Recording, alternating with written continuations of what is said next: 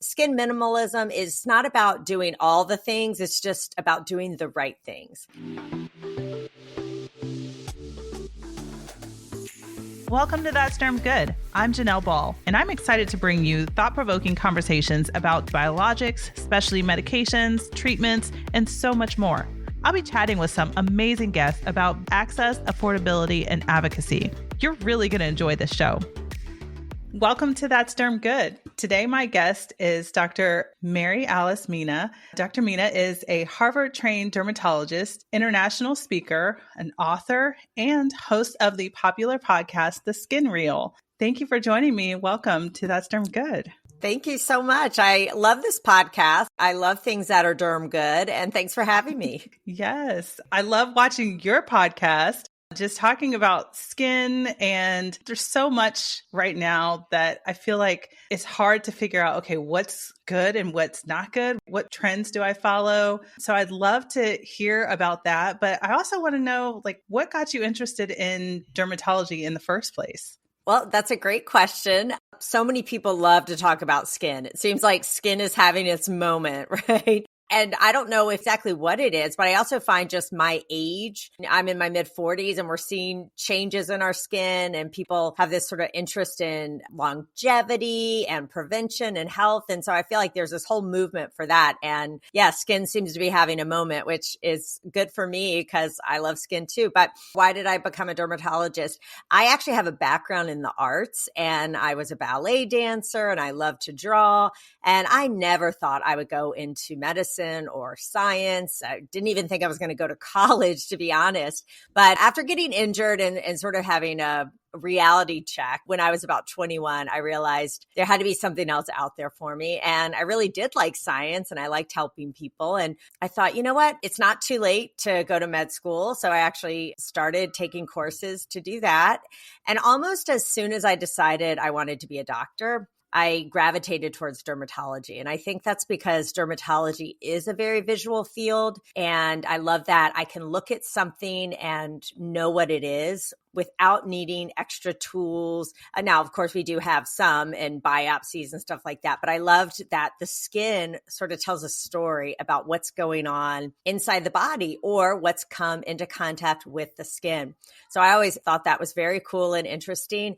And I feel like I make a big difference in people's lives. It may not be life or death, but you can make a big difference in the quality of life for people. And certainly there are skin conditions that are very serious, but there are also ones where acne, for instance, right? Like you're not going to die from acne, but acne can significantly affect how someone is treated, their socioeconomic status. And even when the acne is gone, you could be left with scars that linger for the rest of your life. So if you can help someone with that, you can really make a positive impact in their life. And that's what I love about dermatology. Yeah. So do you see a lot of younger girls come into your practice that are kind of jumping on the bandwagon of all the different skincare trends and, you know, having these multi-step routines in their products? And what do you say to them? Yeah, well, I think a lot of them don't even come to the dermatologist because they're getting a lot of their information from Sephora and online and stuff like that. I wish they would. But I get this a lot from the parents, right? They'll say, oh, my daughter loves skincare. What do I do? And I've got two tweens, a boy and a girl, and they're interested in skincare.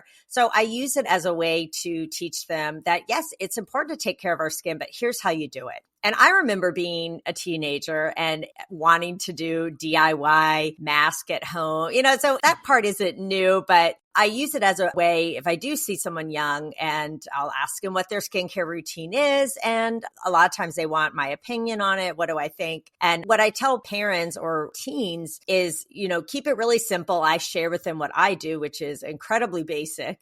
And usually they're surprised by that. And just let them know that you don't have to be doing all these crazy things. You don't have to be spending a lot of money to get beautiful skin. In fact, really less is more. So I think sometimes it's hard at that age group. I mean, I know it's hard to tell teenagers what to do, right? They're going to do what they want to do, but hopefully I can plant the seed.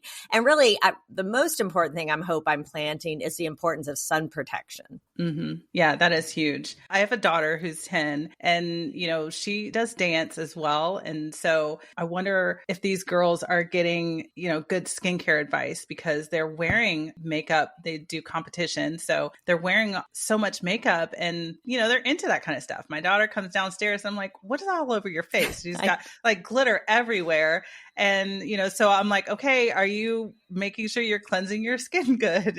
So all of those questions, it's so important for them. And, her living with somebody that works in dermatology, I'm constantly telling her stuff, but she's learning. And it's really funny to see, that age where they're talking to their friends about different stuff that they're trying, or, they go to dance and putting on their makeup and things together. But it's such an interesting age.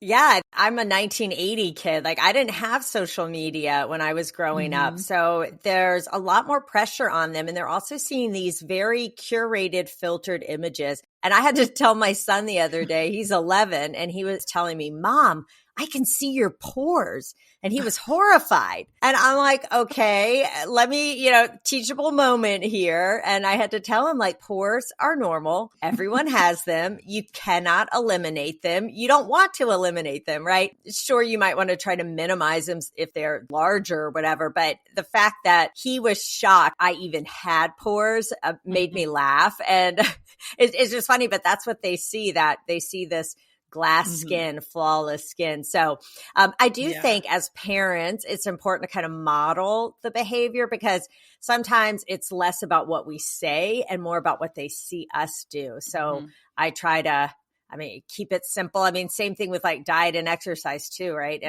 Focus on healthy things to do versus, don't do this. Let them have a little fun with, some beauty stuff for Christmas or bath bombs, like little stuff like that. But then also just teaching them the importance if you are going to wear makeup, use an oil-based cleanser to take off all that dance makeup. Make sure you're wearing sunscreen. Make sure you're putting on a moisturizer and letting them have a little fun with it. Cause I remember being that age and wanting to have fun, but also just modeling for them what's really good skincare, I think is huge. Yeah, definitely. So what exactly does skin minimalism mean? And why is that so important for people to understand? Yeah. So, it doesn't sound really glamorous, right?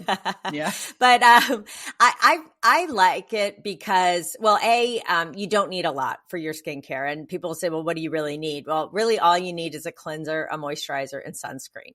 And now that's like the bare minimum. I like to be a little extra. So I use either a vitamin C serum in the morning. I'm actually now using an exosome serum, and then a must-have for me is a retinoid at night. So those are like my two extras. But that's really all you need. You do not, for most people, unless you've got a specific skin condition you're trying to treat, you don't really need much more than that. Now I know like your Instagram feed may tell you need, way more, but that you really don't. And I find being consistent is more important than using a ton of different products. And in fact, when you're using a ton of different products, you're not giving them time to work. You're bouncing between things.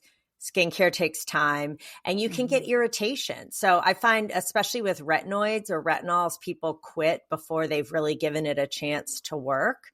And I would credit that to my skin looking the way it does almost at 45 is from sunscreen and a retinoid. I never even did a laser on my face until about a month ago. So it really can be simple. And for me, the goal is all about prevention, right? I would much rather, it's way easier to prevent things or to slow the signs of aging than to try to reverse them and stamp them out and do all these like aggressive things once it's already happened. So skin minimalism is not about doing all the things. It's just about doing the right things and knowing what important actives you really do need and not getting bogged down in all the noise telling you, oh yeah, use this or buy this. these companies, they want you to buy stuff. So of course they're going to tell you and they're going to sell you. And the celebrities who are recommending them or the advertisers, they look gorgeous and beautiful. So you're like, well, of course I want to look like that and get it, but you really don't. And if you could just be consistent and use those products that I recommended, that's really all you need to do. And I just say, save your money for other stuff, whether that's in-office procedures, maybe that's a massage, maybe that's a trip, whatever. But I don't think, don't spend hundreds and hundreds of dollars on your skincare. It's just not necessary. Yeah. So when you're starting routine and it's a new product, say it's a brand new product line that you've got and you've got your basic stuff, how long should you try that same routine before you say, okay, this is not going to work for me and I want to try something else? Because there are so many new products. And then how long do you wait before you incorporate like your vitamin C in? Yeah. So I would say I would try to maybe bring on one new product at a time instead of changing everything all at once, especially if you have sensitive skin. Now, if you have more normal skin or oily skin and you're not real reactive, certainly if you have sensitive skin, trying something new, you may want to just do one thing at a time. That way, if you have any problems, you know exactly which one it is. If anything is itching, painful, burning, you don't need to keep using that, right? Like you can stop doing that right away. And if you do have very sensitive skin, you could even do a little test spot. So sort of on the inner part of your arm near your elbow, you could dab a little on once a day, twice a day for about a week and just make sure you don't react to it. But for a product like a retinoid, a retinol, to see the collagen boosting, I remember it took a year for me to look in the mirror and say, wow, I actually see what they're talking about. Now, if you're doing it more for acne, you'll see the results sooner, probably in about 8 weeks or so, 2 to 3 months. Vitamin C serum, again, especially if you're looking to reverse hyperpigmentation, stuff like that. I would say at least 6 to 8 weeks for things to work and try. And really longer is better. And if you're using the right ingredients, then it should be working. It should be helping. It doesn't mean you may need to do something in addition, but as long as it's not burning, stinging, or hurting you, then I would give it a minimum of a month, but more likely 2 to 3 months, even longer. Okay. Yeah. Cause in the dermatology space, when I'm working with a lot of the specialty medications, it's usually like a 3-month trial before you know that it's working or not. So I just wondered if that was the same with skin or not, or skincare products. But, things like moisturizers, you can see that pretty immediately, right? And you can tell if you like the feel of it. I know pretty much right away if something feels greasy for me, I don't want to wear it. Like I don't like that sensation or sticky. So like moisturizers, you can tell pretty quickly. Sunscreen, same thing, right? Like if you don't like how it feels, you're not going to wear it. But for actives like vitamin C, tretinoin, like it takes time. So the longer the better, unless it's irritating your skin. Well, I have a question. What's the difference between that dewy look that everybody wants or just oily skin? You know what? I'm glad you asked that because I have oily skin and I feel like I've looked like a glazed donut most of my life, right? And it wasn't cool and sexy when I was 16, right? And so I laugh about that. It's a good point. I think people who do have more oily skin just naturally do have more of a shine and a sheen to their skin. It's like people with straight hair want curly hair and curly hair want straight hair, right? So the people with oily skin are like, what's the obsession with this? I hate looking like I've got oil all over my face. And then the people with dry skin are loading it up with slugging and Vaseline because they want that shine. So I think there's a happy medium, right? Like I don't want to feel super oily and sticky and greasy, but yes, like hydrated skin that's not dry and flaky does look better. It makes fine lines and wrinkles look better. So it's kind of like we need the Goldilocks, like right in the middle. And this is why I also say, don't be following all these trends and stuff like that. Like you don't need to have your face constantly look super, super shiny to be healthy. It just needs to be hydrated, not dry and flaky. And just remember, like these people posting these pictures, are they really going to the grocery store and doing drop off looking like that? Probably not, right? Like they're doing that for the photo and then they're probably washing it off. That is so funny. I always wonder that. I'm like, why do they want their face to look like a glazed donut? That just doesn't make sense to me. I know. Seriously. I mean, that is exactly how I look at the end of the day. And I'm always like, get me a tissue to blot this. Right. Well, I mean, it's funny because, like you said, growing up in the 80s, that's kind of what the trends were. But I remember it was the lip liner was like one of the big things because I had some picture. My sister sent me a picture of me, of course, with my lip liner on. And she was like, that's coming back in style. I'm like, no, I hope it's not.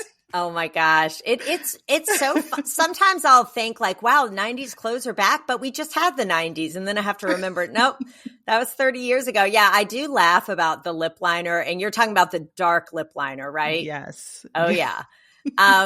And I'll just, anyone listening who's young and follows trends, like, please don't pluck your eyebrows because I did that and they don't really grow back as thick as I want. And I totally plucked those. And I feel like that's going to be coming back soon. So I would just, tell people you don't have to follow every trend out there. Right. It's okay to embrace whatever eyebrow you have, whatever lips you have. And I hope we see sort of a push towards more natural and more like facial harmony for yourself instead of trying to have, right. I would look very weird with Angelina Jolie big lips, right? But they look beautiful on her. So just making sure that things are in balance with your own face instead of following all these, crazy trends. At least the lip liner one, no long-term harm with that, right? You just wipe it off. Just don't get it tattooed. Yes, that's so funny. I mean, it's so important to learn, like, how do you differentiate between what is actually beneficial, what trends are actually beneficial versus, what's just hype. Right. Exactly. And it's, I know some people really, same thing with fashion, right? They really love fashion and playing around with stuff. And I know some people really love skincare and trying new things. You don't have to be as boring as me, but you also don't have to make it complicated. And if something's working for you, stick with it. Like, don't start bouncing around because you think you're supposed to. I mean, I've used the same facial cleanser, I think for 20, 25 years. And people always send me other ones and I try different ones. And I keep going back to the Dove Beauty Bar because it works. And I'm like, if, it's maybe not the sexiest, newest thing out there, but it really works for me. And, if it ain't broke, why fix it? Right. Well, I think the other thing too is, there's always just so many options. There's so many options for everything, not just skincare. But you have to figure out what works best for you. It's like you go into a shoe store and you're not going to choose every single shoe. You're not going to just keep buying shoes that don't necessarily look great on you. You're going to find the perfect one that you like and that works well with you and your style versus, just continuously buying them because everybody else has them. So, I mean, it makes sense to do the same with your skincare. Right. Absolutely. Like, find the ones that work for you and stick with it. It's like our clothing too. They say you wear 20% of what you actually own. So I've always been intrigued by capsule wardrobe. So I've never quite been able to accomplish that with my wardrobe like I have with my skincare. But again, it's sort of the same premise that you really don't need this whole closet full of stuff. You really can get by with a few staples. And in reality, we really wear the same thing over and over anyway. So it's kind of similar to that. Yeah, that's true. So in your medical practice now, do you see majority aesthetics or clinical dermatology? So it's about half and half. I do procedural dermatology. So I do a lot of procedures. I treat a lot of skin cancer. So I have a lot of patients who have skin cancers, basal cell squamous cells, melanomas, even some more unusual ones.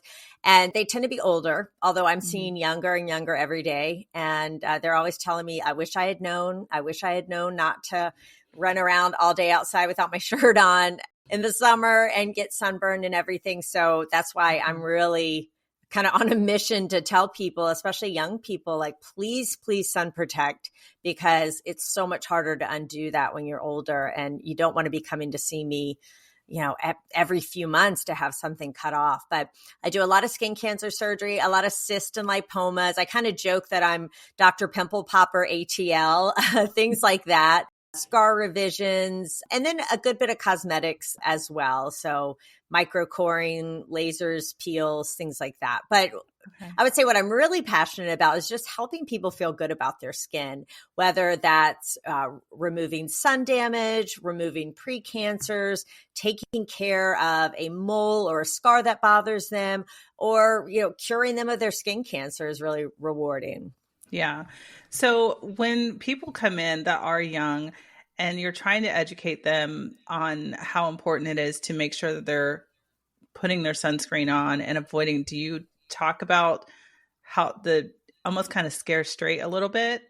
Or like, what does that approach look like? Because I feel like it's so hard when you're trying to educate them and say, oh, yes, it's so important. You don't want to have skin cancer.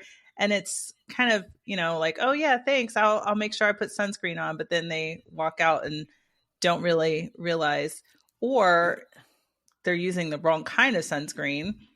Yeah. So I'll tell you what worked for me. And this is, back in the day, in the early 2000s, I went to tanning beds, and I'm like embarrassed to admit that, but I went to tanning beds probably in my early 20s, and I was starting to get some fine lines around my eyes. And I met someone and they asked me how old I was. And I said like 21, 22. And they said, oh my gosh, I thought you were like 28. And I was horrified. I mean, I couldn't believe it that I had, she had just aged me all these years to my late 20s.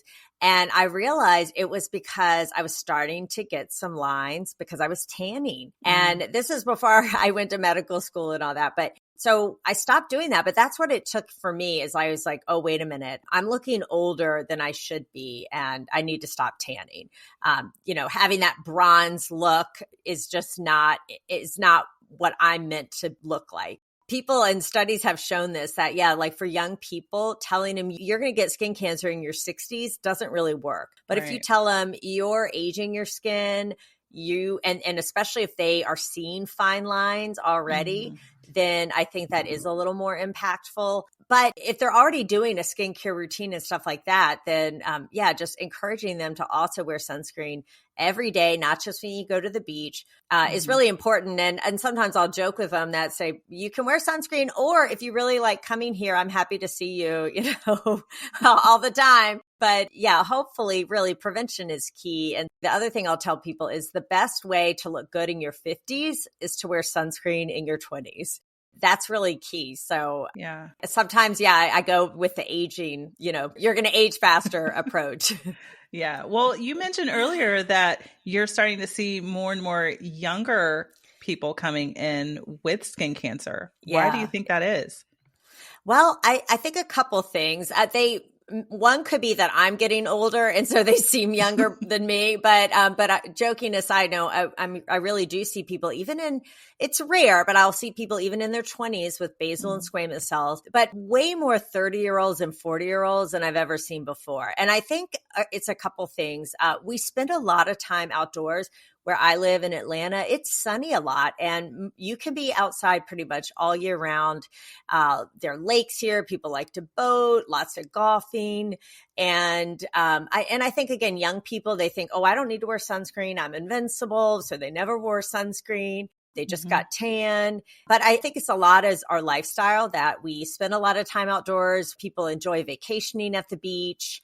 And I'm hopeful that as we age and generations come up, Gen Z, Gen Alpha, that people are wearing more sunscreen, because we do know the numbers of skin cancer are just skyrocketing, and more unusual skin cancers are also on the rise, like Merkel cell. And it's because we're living longer.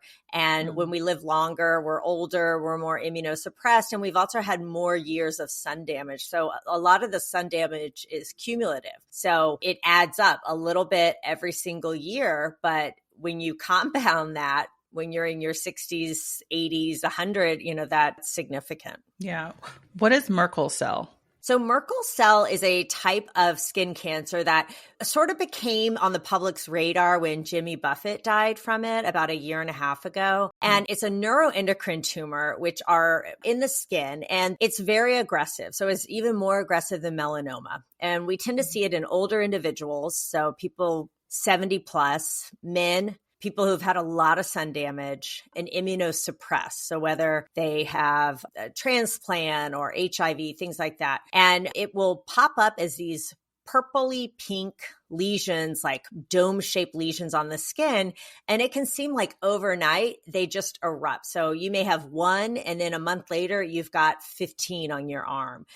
So it moves very rapidly. It spreads internally, unfortunately, very quickly. So a lot of times, by the time it appears on the skin, it's actually also spread internally in the body. So this is a cancer that definitely is on the rise. And I think we'll be hearing about it more and more. And it's very sun related. So again, why it's so important to be careful with sun protection in your 20s, 30s, 40s, 50s, right? So that you're not in your 70s getting these more aggressive skin cancers. Right. So I feel like there's been a lot more products that have come out with SPF in them. Is that a good thing or a bad thing?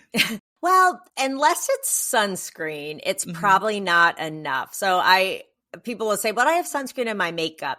I'm like, unless you're really caking on the makeup, right? Like a thick coat of foundation, people aren't really doing. It's most likely not enough. Usually the sunscreen in makeup is about an SPF 15, and you really need to do a 30 or higher. Yeah, 30 or higher. I'd really say stick with just a sunscreen or a sunscreen moisturizer combo. It's not going to hurt if your makeup has sunscreen in it, but I wouldn't rely just on that for sun protection. Yeah, that's good to know. And then as far as age-wise, making sure that the babies are covered too, getting a sunscreen for the little ones being outside and, running around and starting that at a young age. I think that's so important too.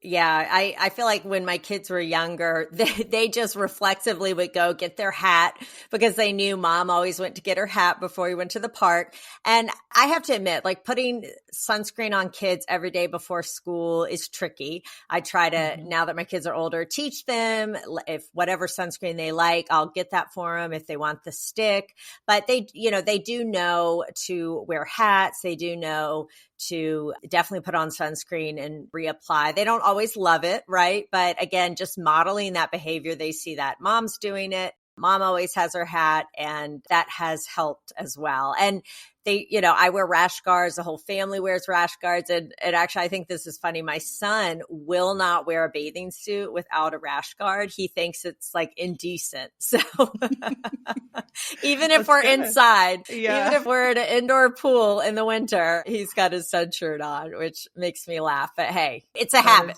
Yeah, that's good. So have you talked to them about, maybe have their friends ask them questions or ask them, why do you keep putting your sunscreen on? Or, have they gotten into any of those conversations with their friends?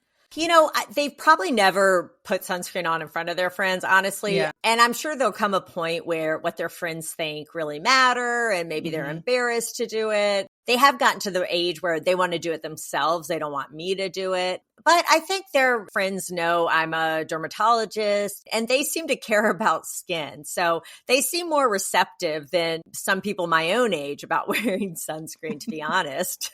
Yeah. I mean, growing up, I never really had that, importance of putting on the sunscreen until I started working in dermatology. So now that is the case, all my family members, I'm like, make sure you're putting your sunscreen on. Even my brother, who's a pilot, I'm like, get your sunscreen on when you're up in the air.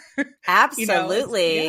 Especially those pilots. Yeah, same thing. My mom's a big gardener, and she'll spend hours outside. And I don't know if she ever wore a hat when I was growing up, and certainly not sunscreen. Now I've got them some like long sleeve shirts to wear and hats. My dad will start wearing sunscreen too. So yeah, it's just funny. It wasn't really a thing even in the 80s and 90s, but now we know so much more. And the sunscreens are really light. I mean, I don't like putting a lot of products on my skin. And so it doesn't have to feel sticky. You don't have to smell like you're at the beach all the time. You can find really good ones out there. They don't have to break the bank. And people say, well, what's the best one? Well, the best one is one that you like how it feels and you'll actually wear it. And just stick it by your toothbrush, right? You don't debate whether you're going to brush your teeth in the morning. So don't think twice about whether you're going to put your sunscreen on. Just do it. Even if it's a cloudy day or it's raining, you don't go outside. Well, big deal.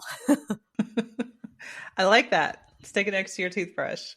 Yeah. What sunscreen do you use, or which ones? Yeah. There's multiple. So I really like Elta MD. I find that it's really light. Again, since I naturally tend to have oily skin, I really want something light. So I like their UV Clear for me personally. And then for people with more normal skin or dry skin, I think their UV Daily is a great everyday sunscreen. I also really like the spray that they have.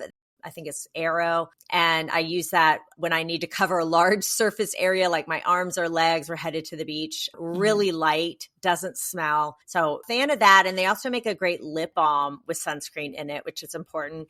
Another favorite, La Roche-Posay. I really love their, I think it's like Melted Milk and the one you shake. I really like those. Again, great price point. I think very elegant. Those are kind of the ones that I tend to gravitate towards. But I mean, there's so many good ones on the market. I think my business partner uses a tinted Neutrogena Invisible Defense, but so many good ones. But Janelle, what do you use? I really do love Elta MD. And I did use the Neutrogena one, but I feel like it was a little bit too thick for me because I do like a tinted one. So, and that's kind of usually the only thing that I wear. But I definitely like the Elta MD. That's been my number one. I have used some La Roche-Posay, and I'll use that one kind of on my hands and stuff too. But yeah, both of those are actually two of my favorites. Yeah, and my children really like the stick. The Neutrogena makes a stick formulation. They really like that. And actually my son now, he heard that Ariana Grande likes Elta MD. So now I get him that. So that's great. Hey, whatever works, right? I don't even know if it's true or not, but I'm definitely not going to dispute it. Right. Like, sure. Of course she loves it. She loves it. Yeah. Elta MD, can you get that one only in the dermatologist office, or is that like at Ulta? I can't remember. I don't think it's at Ulta. I do know you can buy it from their website. You can get it on Amazon, but I think the rep was telling me like it's not necessarily verified. Yeah. So yeah, you would just have to be, I guess, careful with that. But a lot of derm offices, they mail it to you and stuff, so you don't even have to go in and get it. Yeah. Okay. Well, I wanted to ask you about your podcast. I'm so excited about this, the Skin Reel. Tell me, when you decided to start this podcast, and what are some of the topics that you've talked about already? I mean, you're in over 150 episodes, which is so exciting. Yeah, it's hard to believe that because in some ways it feels like I just started, but I started it August 2022. And I guess I'm a little maybe late to the game. I only started listening to podcasts in 2020 when we were quarantined and I wasn't going in seeing patients every day. And I was at home a lot and I started listening to podcasts and I thought, these are so cool. I love this. And I started hearing a lot of doctors having podcasts and listening to them. And I thought, well, this is really awesome. And that was the same year I turned 40. And I was getting a lot of questions from friends turning 40. I was having questions myself about what things are changing, looking different.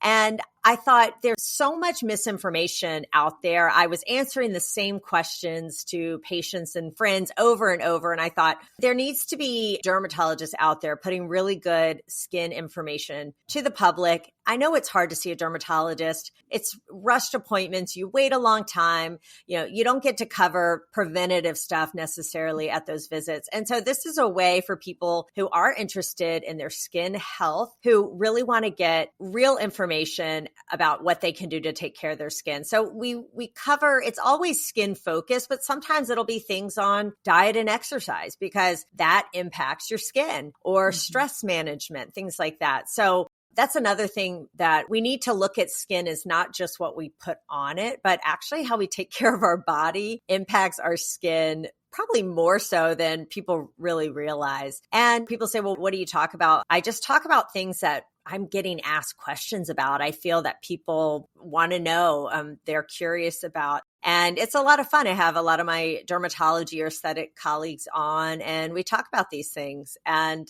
I feel like I'm always learning too. So it's a fun way to keep learning and to promote really good educational content for people.